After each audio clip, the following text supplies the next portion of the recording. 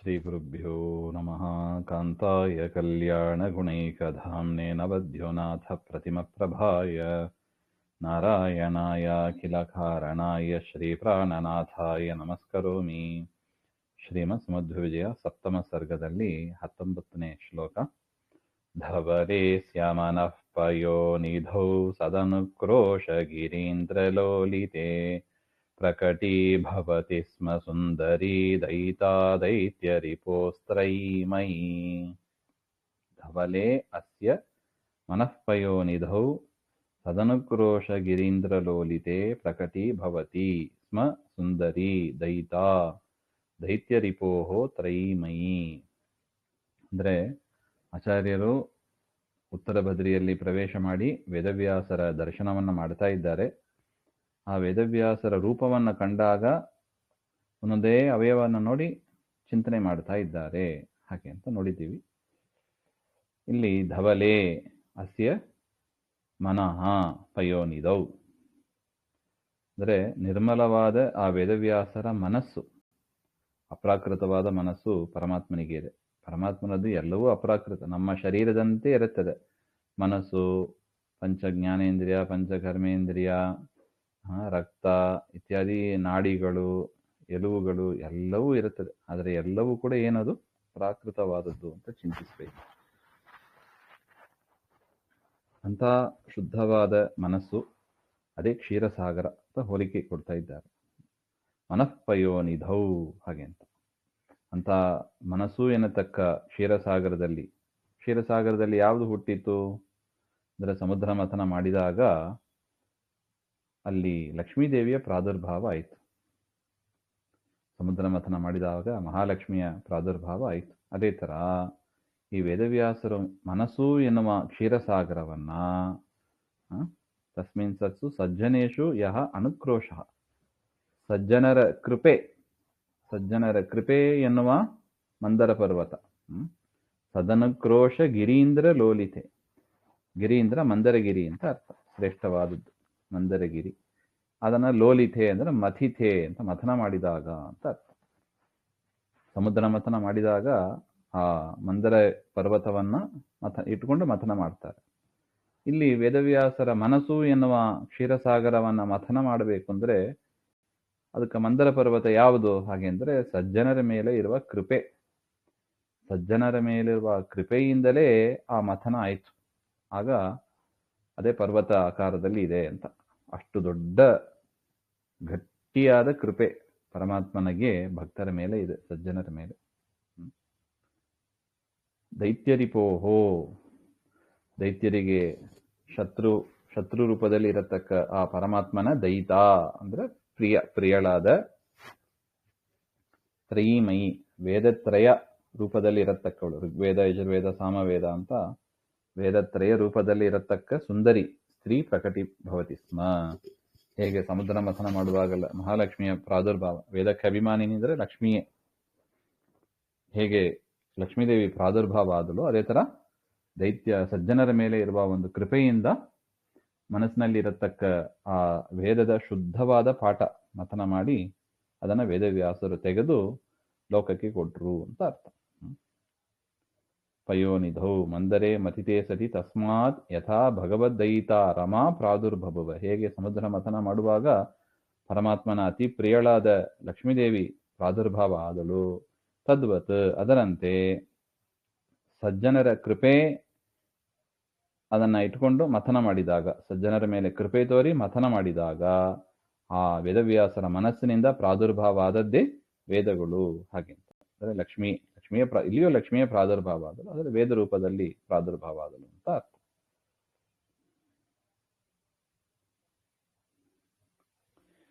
ಇನ್ನು ಈ ರೀತಿಯಾಗಿ ಆ ವೇದವ್ಯಾಸರ ಮನಸ್ಸನ್ನ ಮಧ್ವಾಚಾರ್ಯರು ಚಿಂತನೆ ಮಾಡಿದರು ಅಂತ ಅರ್ಥ. ನೋಡಿ, ದೇವರನ್ನು ನೋಡಿದಾಗ ನಮಗೆ ಈ ತರ ಚಿಂತನೆ ಬರುತ್ತದ? ದೊಡ್ಡವರ ಚಿಂತನೆ ಹೇಗಿರುತ್ತದೆ ನೋಡಿ. ಪರಮಾತ್ಮನ ಒಂದೊಂದೇ ಅವಯವವನ್ನು ನೋಡ್ತಾ ನೋಡ್ತಾ ದ್ವಾದಶ ಸ್ತೋತ್ರದಲ್ಲಿ ಬರುತ್ತದೆ ನೋಡಿ. ಒಂದೇ ವಂದ್ಯಂ, ಒಂದೊಂದೇ ಅವಯವನ್ನ ಸ್ತೋತ್ರ ಮಾಡ್ತಾ ಹೋಗ್ತಾರೆ ಆಚಾರ್ಯರು. ಇಲ್ಲೂ ಅದೇ ಪ್ರಕಾರನೇ ಇದೆ. ಇತಯೇವ ಪುರಾಣ ಗೌರಗೌ ಸಮಹಾಭಾರತ ಪಾರಿಜಾತಕೆ ಸತಿ ಜಾತವತಿ ವ್ಯಜಾಯತ ಪ್ರವರಂ ಸೂತ್ರಗಣಾಮೃತಂ ಸ್ವಯಂ ಇತಃ ಏವ ಪುರಾಣಗೌರಗೌ ಸಮಹಾಭಾರತ ಪಾರಿಜಾತಕೆ ಸತಿ ಜಾತವತಿ ವ್ಯಜಾಯತ ಪ್ರವರಂ ಸೂತ್ರಗಣಾಮೃತಂ ಸ್ವಯಂ. ಈ ವೇದವ್ಯಾಸರಿಂದಲೇ ಪಾರಿಜಾತ ಸಮುದ್ರ ಮಥನ ಮಾಡುವಾಗ ಪಾರಿಜಾತ ಹುಟ್ಟಿತ್ತು. ಅದೊಂದು ದೇವತೆಗಳ ಲೋಕದಲ್ಲಿ ಇರತಕ್ಕ ಒಂದು ಮರ, ವೃಕ್ಷ ವಿಶೇಷ. ಅದೇ ತರ ಈ ವೇದವ್ಯಾಸರಿಂದಲೇ ಸಮುದ್ರ ಮಥನ ಮಾಡಿದಾಗ ಮೊದಲು ಲಕ್ಷ್ಮಿಯ ಪ್ರಾದುರ್ಭಾವ, ಅಂದ್ರೆ ವೇದಗಳ ಪ್ರಾದುರ್ಭಾವ. ತದನಂತರ ಪಾರಿಜಾತ. ಪಾರಿಜಾತ ಅಂದ್ರೆ ಯಾವುದು ಇಲ್ಲಿ? ಹಾಗೆ ಅಂದ್ರೆ ಮಹಾಭಾರತ ಅಂತ ಹೇಳ್ತಾರೆ. ಆ ವೇದವ್ಯಾಸರ ಮನಸ್ಸು ಎನ್ನುವ ಕ್ಷೀರಸಾಗರದಿಂದಲೇ ಮಹಾಭಾರತವು ಹುಟ್ಟಿತು. ಹಾಗೆ ಪಾರಿಜಾತಾಖ್ಯ ವೃಕ್ಷ ತೇನ ಸಹಿತೆ ಪುರಾಣ ಗೌರಗೌ. ಇನ್ನು ಸಮುದ್ರ ಮಥನ ಮಾಡಿದಾಗ ಚಂದ್ರ ಹುಟ್ಟಿ ಬಂದ. ಅನೇಕ ಪದಾರ್ಥಗಳು ಹುಟ್ಟಿ ಬಂದವು, ಚಂದ್ರ ಹುಟ್ಟಿ ಬಂದ. ಅದೇ ತರ ಈ ವೇದವ್ಯಾಸರ ಮನಸ್ಸು ಎನ್ನುವ ಕ್ಷೀರಸಾಗರದಿಂದ ಯಾವುದು ಹುಟ್ಟಿ ಬಂದಿತ್ತು? ಹಾಗೆಂದರೆ ಪುರಾಣಗಳು ಹುಟ್ಟಿ ಬಂದವು. ಭಾಗವತಾದಿ 18 ಪುರಾಣಗಳ ಪ್ರಾದುರ್ಭಾವ ಆಯಿತು ಅಂತ ಹೇಳ್ತಾರೆ. ಅದೆಲ್ಲವೂ ವೇದವ್ಯಾಸರ ಮನಸ್ಸು ಎನ್ನುವ ಕ್ಷೀರಸಾಗರದಿಂದ ಹೊರಗೆ ಬಂದಿತ್ತು. ಅದಕ್ಕೆ ಆ ಹೋಲಿಕೆಯನ್ನು ಕೊಡ್ತಾ ಇದ್ದಾರೆ. ಜಾತವತಿ ಈಗಾದಾಗ ಪ್ರವರಂ ನಿರ್ಣಾಯಕ ಶಾಸ್ತ್ರಂ ಸ್ವಯಂ ಸೂತ್ರಗಣಾಮೃತಂ. ತದನಂತರ ಸಮುದ್ರ ಮಥನ ಮಾಡುವಾಗ ಅಮೃತ ಬಂತು. ಧನ್ವಂತರಿ ರೂಪದಿಂದ ಪರಮಾತ್ಮ ಅಮೃತವನ್ನ ತಂದ. ಇಲ್ಲಿ ವೇದವ್ಯಾಸರ ಮನಸ್ಸಿನಿಂದ ಯಾವುದು ಬಂತು? ಹಾಗೆ ಅಂದ್ರೆ ಬ್ರಹ್ಮಸೂತ್ರ ಬಂತು ಅಂತ ಹೇಳ್ತಾರೆ. ನೋಡಿ, ಇಡೀ ವೇದಗಳ ಬ್ರಹ್ಮಸೂತ್ರಗಳ ಎಲ್ಲವನ್ನು ನಿರ್ಣಯ ಮಾಡತಕ್ಕದ್ದು ಬ್ರಹ್ಮಸೂತ್ರ. ಅತೀ ಉತ್ತಮ ಮಟ್ಟದ ಪ್ರಮಾಣ ಅಂದ್ರೆ ಅದು ಬ್ರಹ್ಮಸೂತ್ರ. ಬ್ರಹ್ಮಸೂತ್ರಕ್ಕೆ ತಕ್ಕಂತೆ ವೇದಗಳಿಗೆ ಅರ್ಥ ಹೇಳಬೇಕು. ಬ್ರಹ್ಮಸೂತ್ರಕ್ಕೆ ತಕ್ಕಂತೆ ಮಹಾಭಾರತಕ್ಕೆ, ಭಾಗವತಕ್ಕೆ ಎಲ್ಲವೂ ಅರ್ಥ ಹೇಳಬೇಕು. ಬ್ರಹ್ಮಸೂತ್ರಕ್ಕೆ ವಿರುದ್ಧವಾಗಿ ಒಂದು ಟೆಕ್ಸ್ಟ್ ಯಾವುದನ್ನು ವ್ಯಾಖ್ಯಾನ ಮಾಡಬಾರದು ಅಂತ ಹೇಳ್ತಾರೆ ಆಚಾರ್ಯರ ಭಾಷ್ಯದಲ್ಲಿ, ಸೂತ್ರ ಭಾಷ್ಯದಲ್ಲಿ ಹೇಳ್ತಾರೆ. ಅಂತಹ ಅದ್ಭುತವಾದ ಸೂತ್ರ. ಬ್ರಾಹ್ಮಣನಾಗಿ ಬಂದವರು ಅವಶ್ಯ ಓದಬೇಕಾದ ಒಂದು ಗ್ರಂಥ ಅಂದ್ರೆ ಅದು ಬ್ರಹ್ಮಸೂತ್ರ ಭಾಷ್ಯ. ಆ ಬ್ರಹ್ಮಸೂತ್ರ ಏನು, ಅದಕ್ಕೆ ಆಚಾರ್ಯರು ಏನು ಭಾಷ್ಯ ರಚನೆ ಮಾಡಿದರು, ಪ್ರತಿ ಮಾಧ್ವರು ಓದಬೇಕಾದ ಒಂದು ಗ್ರಂಥ ಅದು. ಅಂತಹ ಅದು ಅಮೃತ. ನೋಡಿ, ಅದೇ ಅಮೃತ. ಅಂತಹ ಅಮೃತ ಹೊರಗೆ ಬಂತು. ವ್ಯಜಾಯತ ಪ್ರಾದುರ್ಭಭುವ ಅಂತ ಹೇಳ್ತಾರೆ. ಹೇಗೆ ಕ್ಷೀರನಿದೇಹೆ ಪಾರಿಜಾತ ವೃಕ್ಷ ಚಂದ್ರ ಉತ್ಪತ್ತಿಯನಂತರಂ ಅಮೃತಂ ಜಾತಂ. ಪಾರಿಜಾತ ವೃಕ್ಷ ಬಂತು, ಚಂದ್ರ ಬಂತು, ತದನಂತರ ಅಮೃತ ಬಂತು. ಅದೇ ರೀತಿಯಾಗಿ ಮಹಾಭಾರತ ಪುರಾಣ ಅದೆಲ್ಲ ರಚನೆ ಆದ ಮೇಲೆ ವೇದವ್ಯಾಸರು ಬ್ರಹ್ಮಸೂತ್ರವನ್ನ ರಚನೆ ಮಾಡಿದರು. ವೇದವ್ಯಾಸ ಜಾತಂ ಇತಿ ಭಾವ.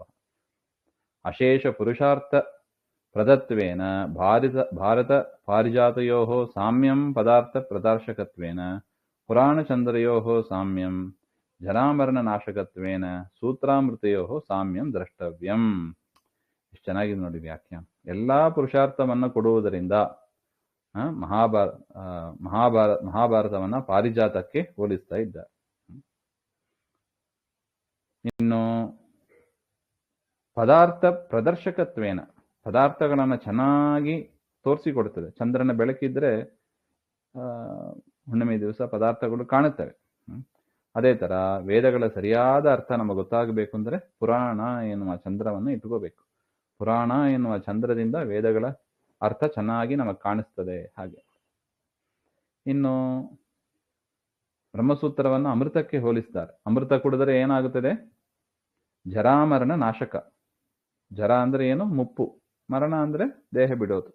ಮುಪ್ಪು ಇಲ್ಲ, ದೇಹ ಬಿಡೋದು ಇಲ್ಲ ಅಂತ ಹೇಳ್ತಾರೆ. ಅದು ಅಮೃತದ ಕೆಲಸ. ಆದರೆ ಬ್ರಹ್ಮಸೂತ್ರದಿಂದಲೂ ಅದೇ ಕೆಲಸ ಆಗುತ್ತದೆ. ಅದರಿಂದ ನಮಗೆ ಅಮೃತ ಸಿಕ್ಕಿಲ್ಲ ಅಂತ ನಾವು ಬೇಜಾರು ಪಡಬೇಕಾಗಿಲ್ಲವಂತೆ.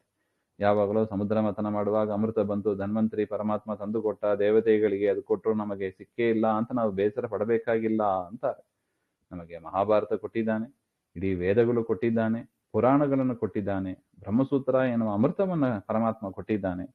ಅದೇ ನಮ್ಮ ಪಾಲಿಗೆ ಸಿಕ್ಕಿದ ಅಮೃತ ಅಂತ ನಾವು ಭಾವಿಸಿ, ಅದಕ್ಕೆ ಆ ಅಮೃತದಲ್ಲಿ ಏನೇನಿದೆಯೋ ಅದಕ್ಕಿಂತ ಹೆಚ್ಚು ಹೆಚ್ಚು ಹೆಚ್ಚು ಗುಣಗಳು ಈ ಸೂತ್ರ ಎನ್ನತಕ್ಕ ಅಮೃತದಲ್ಲಿ ಇದೆ. ಹಾಗೆ ಅದರಿಂದ ಸೂತ್ರಪಾಠ ಅವಶ್ಯ ಮಾಡಬೇಕಾದ ಒಂದು ಕರ್ತವ್ಯ ಅದು. ಅದರಿಂದ ಅಂತ ಹೋಲಿಕೆಯನ್ನು ಕೊಟ್ಟಿದ್ದಾರೆ. ಏನು ನಿರವಗ್ರಹಮುರ್ವನುಗ್ರಹಂ ವಿದಧತ್ ಪಾಂಡುಸುತಾದಿಸಜ್ಜನೆ ಅವನಾವನಾಯ ಸಂವಿಧಾಂ ಸುಚಿರಾಯೈಷ ಚಚಾರ ಚಾರುಗೀಹಿ. ಮನೋಹರವಾದ ವಚನ ಇರತಕ್ಕ ಆ ವೇದವ್ಯಾಸರು ಪಾಂಡುಸುತಾದಯ, ಪಾಂಡುರಾಜರು ಅಂದರೆ ಪಾಂಡವರು, ಪಂಚಪಾಂಡವರು, ಅವರು ಭೂಮಿಯಲ್ಲಿ ಸಂಚಾರ ಮಾಡ್ತಾ ಇರುವಾಗ ತಸ್ಮಿನ್ ನಿರವಗ್ರಹಂ ಅಕುಂಠಿತಂ ಪೂರ್ಣಂ ಅನುಗ್ರಹಂ, ಆ ಪಾಂಡವರ ಮೇಲೆ ಎಷ್ಟು ಅನುಗ್ರಹ ಮಾಡಿದ್ದಾರೆ ವೇದವ್ಯಾಸರು. ಮಹಾಭಾರತ ನೋಡಿದರೆ ಗೊತ್ತಾಗ್ತದೆ ನಮಗೆ. ತಾತ್ಪರ್ಯ ನಿರ್ಣಯದಲ್ಲಿ ಸುಂದರವಾಗಿ ಆಚಾರ್ಯರು ಹೇಳ್ತಾರೆ, ಏನಾರು ಒಂದು ಕಷ್ಟ ಅಂದ್ರೆ ಮೊದಲು ಪಾಂಡವರಿಗೆ ಕಷ್ಟ ಅಂದ್ರೆ ವೇದವ್ಯಾಸರು ಬಂದ್ಬಿಡೋರಂತ, ಅಷ್ಟು ಅನುಗ್ರಹ ಮಾಡಿದ್ದಾರೆ. ವಿದದತ್, ಆ ರೀತಿಯಾಗಿ ಪಾಂಡವರಿಗೆ ಅನುಗ್ರಹ ಮಾಡ್ತಾ, ಪಾಂಡವರಿಗೆ ಮಾಡಿದ್ದಾರೆ ಅಷ್ಟು ಮಾತ್ರ ಅಲ್ಲ, ಒಂದು ಕ್ರಿಮಿಯಾಗೂ ಕೂಡ ಅನುಗ್ರಹ ಮಾಡಿದ್ದಾರೆ. ವೇದವ್ಯಾಸರ ಕರುಣೆ ಎಷ್ಟು ಅಂದ್ರೆ, ಒಂದು ಸಣ್ಣ ಕ್ರಿಮಿ ಅದು ಹೀಗೆ ರೋಡ್ ಕ್ರಾಸ್ ಮಾಡ್ತಾ ಇತ್ತಂತೆ, ಅದು ವೇದವ್ಯಾಸರು ಅಲ್ಲಿ ಬಂದರು. ಅದು ಪರಮಾತ್ಮನ ಭಕ್ತನೇ, ಅದು ಹುಳ ರೂಪದಲ್ಲಿ ಇದೆ. ಅದು ವೇದವ್ಯಾಸರಿಗೆ ಗೊತ್ತು ಹಿಂದಿನ ಜನ್ಮ ಏನಾಗಿತ್ತು ಅಂತಲ್ಲ. ಅದ್ರ ಜೊತೆ ಕೇಳ್ತಾರೆ, ಈ ಶರೀರ ಬಿಟ್ಟು ಬಿಡು, ನಿನ್ನನ್ನು ರಾಜನನ್ನಾಗಿ ಮಾಡ್ತೇನೆ, ಚೆನ್ನಾಗಿ ನೀನು ಬದುಕು, ಹಾಗೆ ಅಂತ ಹೇಳ್ತಾರೆ. ನೋಡಿ, ಶರೀರದಲ್ಲಿ ಎಷ್ಟು ಮಮತೆ ಇದೆ ಎಂಬ ಅದಕ್ಕೆ ಇದೇ ಸಾಕ್ಷಿ. ಆ ಹುಳ ಹೇಳಿತಂತೆ, ಇಲ್ಲ ಇಲ್ಲ, ನಾನು ಇದೇ ಶರೀರದಲ್ಲೇ ಇರೋದು, ನಾನು ಬೇರೆ ಶರೀರಕ್ಕೆ ಹೋಗೋದಿಲ್ಲ. ಆ ಜೀವಕ್ಕೆ ಆ ಶರೀರ ಚೆನ್ನಾಗಿ ಸೆಟ್ ಆಗಿರುತ್ತದಂತೆ. ಆ ಥರ ದೇವರು ಮಾಡಿಸಿಟ್ಟಿರ್ತಾನೆ. ಶರೀರದ ಮೇಲೆ ಒಂದು ರೀತಿಯಾಗಿ ಮೋಹ ಅದಷ್ಟೇ. ವೇದವ್ಯಾಸರು ಹೇಳಿದಾಗಲೂ ಕೂಡ ಕೇಳಿಲ್ಲ. ಅದೇ ವೇದವ್ಯಾಸರು ಏನ್ ಮಾಡಿದರು, ಆಯ್ತು ರಾಜನನ್ನಾಗಿ ಮಾಡ್ತೀನಿ ಅಂತ ಹೇಳಿದ್ರಲ್ವಾ, ಅದೇ ಶರೀರ ಕ್ರಿಮಿಯನ್ನೇ ರಾಜನನ್ನಾಗಿ ಮಾಡಿ ಎಲ್ಲಾ ರಾಜರು ಬಂದು ಕೂಡ ಟ್ಯಾಕ್ಸ್ ಕಟ್ಟಿದ್ರಂತೆ ಆ ಹುಳಕ್ಕೆ. ಯಾಕೆ? ವೇದವ್ಯಾಸರ ಮಾತಿನ ಮೇಲೆ ಗೌರವ. ವೇದವ್ಯಾಸರು ಒಂದು ಮಾತು ಹೇಳಿದರೆ ಆ ಕಾಲದ ರಾಜರು ಅಷ್ಟು ಶಿರಸಾ ಪ್ರೀಸಿ ಅವ್ರು ಹೇಳಿದ್ದನ್ನ ಮಾಡೋರು. ಇವರಿಗೆ ಹುಳಕ್ಕೆ ರಾಜನನ್ನಾಗಿ ಮಾಡಿ ಕಪ್ಪ ಕಟ್ರಿ ಅಂತ ಹೇಳಿದಾಗ ಎಲ್ಲ ರಾಜರು ಬಂದು ಮಾಡಿದ್ರು. ಹಾಗೆ ದಾಸರು ಹೇಳ್ತಾರೆ ನೋಡಿ, ಕ್ರಿಮಿಯಿಂದ ರಾಜ್ಯವಾಳಿಸಿದೆ ಅಂತ ಹೇಳ್ತಾರೆ.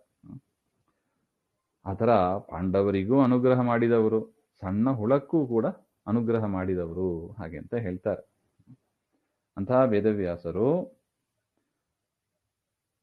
ಸಂಚಾರ ಮಾಡ್ತಾ ಸಂವಿಧಾಂ ಜ್ಞಾನಾನಾಂ ಸಂವಿದಾಶ್ರಯ ಪುರುಷಾನಾಂ ಸಂವಿದ್ ವಿಷಯಾನಾಂ ಚ ಬಹುತ್ವಾತ್ ಸಂವಿಧಾಮಿತಿ ಬಹುವಚನ. ಅವನಾಯ ಜ್ಞಾನದ ರಕ್ಷಣೆಗಾಗಿ ವೇದವ್ಯಾಸರ ಗುರಿ ಏನಾಯಿತು, ಅವರ ಅವತಾರದ ಗುರಿ ಏನಾಗಿತ್ತು, ವೇದಾದಿ ಶಾಸ್ತ್ರಗಳ ರಕ್ಷಣೆ ಆಗಬೇಕು. ಆ ವೇದದ ವ್ಯಾಖ್ಯಾನವೇ ಮಹಾಭಾರತ. ವೇದದ ಅರ್ಥ ನಿರ್ಣಯ ಮಾಡತಕ್ಕದ್ದೇ, ವೇದದ ಅರ್ಥವನ್ನ ಇನ್ನೂ ವಿಶೇಷವಾಗಿ ಹೇಳತಕ್ಕದ್ದೇ ಪುರಾಣ. ಸೊ ಮಹಾಭಾರತ ಪುರಾಣ ಅದಕ್ಕೂ ವೇದಕ್ಕೂ ಸಂಬಂಧ ಇಲ್ಲ ಅಂತ ತಿಳಿಬಾರ್ದು. ಅದೇನೋ ಬೇರೆ ಗ್ರಂಥ, ಇದೇನೋ ಬೇರೆ ಗ್ರಂಥ ಅಲ್ಲ. ವೇದಗಳ ವ್ಯಾಖ್ಯಾನವೇ ಮಹಾಭಾರತ, ಮಹಾಭಾರತದ ವ್ಯಾಖ್ಯಾನವೇ ಪುರಾಣಗಳು. ಎಲ್ಲ ದಾಸರ ಪದಗಳು ಅದರ ವ್ಯಾಖ್ಯಾನ ಅಷ್ಟೆ. ಅದರಿಂದ ವೇದ, ಮಹಾಭಾರತ, ಪುರಾಣ, ದಾಸರ ಪದ ಇದೆಲ್ಲ ಹೇಳೋದು ಒಂದೇ ವಿಷಯವನ್ನೇ. ಅದರಿಂದ ನಮಗೆ ಕೆಲವರಿಗೆ ಮಾತ್ರ ವೇದ ಓದೋದಕ್ಕಿದೆ, ಕೆಲವರಿಗೆ ವೇದ ಓದೋದಕ್ಕೆ ಅಧಿಕಾರ ಇಲ್ಲವೇ ಇಲ್ಲ. ಎಲ್ಲರೂ ಕೂಡ ದಾಸರ ಪದ ಹೇಳ್ಬೋದು, ಎಲ್ಲರೂ ಕೂಡ ವೇದವನ್ನು ಓದಬಹುದು. ಅಂದ್ರೆ ಋಗ್ವೇದ, ಯಜುರ್ವೇದ ಅಂತ ಏನಿದೆ ಅದನ್ನ ಓದೋದಕ್ಕೆ ರೆಸ್ಟ್ರಿಕ್ಷನ್ಸ್ ಇದೆ. ಅಂದರೆ ಮಹಾಭಾರತಾದಿಗಳನ್ನ ಕೇಳೋದಕ್ಕೆ, ಪುರಾಣಗಳನ್ನ ಕೇಳೋದಕ್ಕೆ, ದಾಸರ ಪದಗಳನ್ನ ಹೇಳೋದಕ್ಕೆ ಯಾವ ರೆಸ್ಟ್ರಿಕ್ಷನ್ಸು ಇಲ್ಲ. ಆ ರೀತಿಯಾಗಿ ಇಡೀ ಭೂಮಿಯಲ್ಲಿ ಸಂಚಾರ ಮಾಡ್ತಾ ಆ ವೇದವ್ಯಾಸರು ಜ್ಞಾನದ ರಕ್ಷಣೆಗಾಗಿ, ನೋಡಿ ನಮ್ದು ಆದ್ಯ ಕರ್ತವ್ಯ, ನಾವು ಕೂಡ ಯಾಕೆ ಬಂದಿದ್ದೀವಿ, ಜ್ಞಾನವನ್ನ ಪಡೆಯೋದಕ್ಕಾಗಿ ಬಂದಿದ್ದೀವಿ. ನಾವು ಪರಮಾತ್ಮನ ತತ್ವಜ್ಞಾನವನ್ನ ಪಡೆಯೋದಕ್ಕಾಗಿಯೇ ನಾವು ಬಂದಿರೋದು.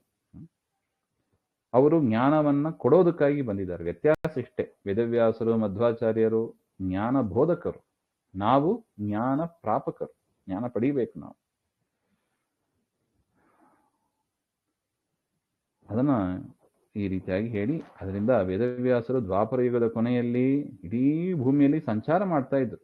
ಎಲ್ಲೆಲ್ಲಿ ಜ್ಞಾನದ ಕೊರತೆ ಸಭೆಗಳು ಇರುತ್ತೋ ಅಲ್ಲೆಲ್ಲ ಹೋಗಿ ಭಾಗವಹಿಸಿ ಜ್ಞಾನದ ನಿರ್ಣಯವನ್ನ ಹೇಳ್ತಾ ಬರೋರು. ಹಾಗೆ ಅಂತ ಮಹಾಭಾರತದಲ್ಲಿ ತುಂಬಾ ವಿಶೇಷ ಹೇಳಿದ್ದಾರೆ ಆ ವಿಚಾರ.